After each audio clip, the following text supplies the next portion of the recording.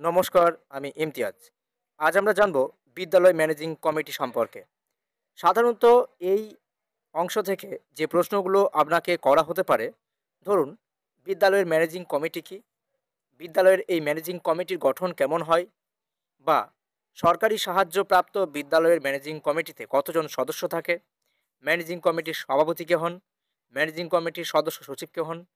এরকমভাবে আমরা বেশ কিছু যেগুলো মূল প্রশ্ন, ধারণাগত প্রশ্ন এবং যেগুলো জিজ্ঞাসা হতে পারে, সেরকম বেশ কিছু প্রশ্ন আমরা এখানে অন্তর্ভুক্ত করেছি। এবং এর পাশাপাশি আমরা এখানে সেই সমস্ত প্রশ্নের কি উত্তর হওয়া উচিত, কিভাবে উত্তর আপনি দেবেন, সেই প্রশ্নের সম্পূর্ণ উত্তর আমি এখানে রেখেছি। আমরা এই পিডিএফটি আমরা আমাদের যে গ্রুপ রয়েছে, সেই গ্রুপে আমরা কিন্তু এই ভিডিওটির আগামীকাল বা ২ দিন পর আমরা কিন্তু দিয়ে দেব। সেখান থেকে আমরা এবং আপনারা কালেক্ট করে নেবেন।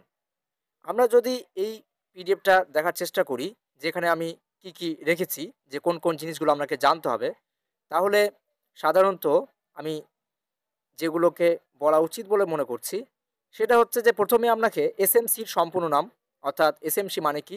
School managing committee. তার গঠনটি কেমন হচ্ছে? এই বিদ্যালয় ম্যানেজিং কমিটি সেই সংস্থা যা বিদ্যালয়ের সামগ্রিক প্রশাসন, অর্থনৈতিক এবং শৃঙ্খলাজনিত বিষয়গুলি পরিচালনা করছে। এবং এর সদস্য কারা?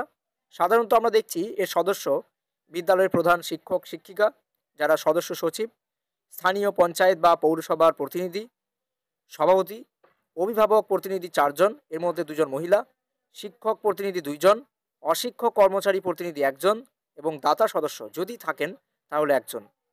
এছাড়াও শিক্ষা দপ্তরের যিনি প্রতিনিধি, ডিআই বা এসআই, একজন বিশেষ আমন্ত্রিত সদস্য। অর্থাৎ মোট সদস্য সংখ্যা সাধারণত হয়ে থাকে ১২ থেকে ১৫ জনের মধ্যে। এদের কার্যাবলী কি? কার্যাবলী হচ্ছে বিদ্যালয়ের প্রশাসনিক ও আর্থিক কার্যক্রম পরিচালনা করা, শিক্ষক ও অশিক্ষক কর্মচারীদের নিয়োগ ও স্থানান্তর সংক্রান্ত প্রস্তাব অনুমোদন করা, বিদ্যালয়ের বাজেট প্রস্তুত ও অনুমোদন করা, বিদ্যালয়ের ভবন, আসবাব ও অন্যান্য অবকাঠামো রক্ষণাবেক্ষণ করা, ছাত্রছাত্রীদের কল্যাণমূলক কর্মকাণ্ডে উৎসাহ প্রদান করা, বিদ্যালয়ের নিয়মিত পাঠদান ও শৃঙ্খলা ও উপস্থিত নিশ্চিত করা এবং সরকার ও শিক্ষা দপ্তরের নির্দেশাবলী কার্যকর করা। এইভাবে তারা বিভিন্ন রকম কার্যাবলীর সঙ্গে যুক্ত রয়েছে।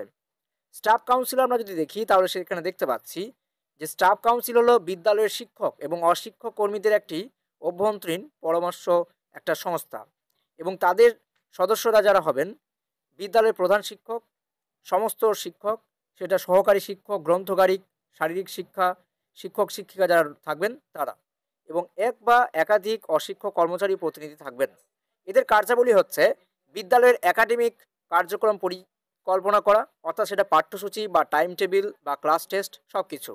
বিদ্যালয়ের বিভিন্ন সাংস্কৃতিক, ক্রীড়া এবং শিক্ষামূলক অনুষ্ঠান আয়োজন করা, শিক্ষার্থীদের উপস্থিতি, শৃঙ্খলা ও আচরণ সম্পর্কিত বিষয় আলোচনা করা, বিদ্যালয়ের বিভিন্ন উপকমিটি যেমন শৃঙ্খলা, সাংস্কৃতিক, মিড ডে মিল কমিটি গঠন করা, বিদ্যালয়ের দৈনন্দিন কার্যক্রমে প্রধান শিক্ষককে সহায়তা করা।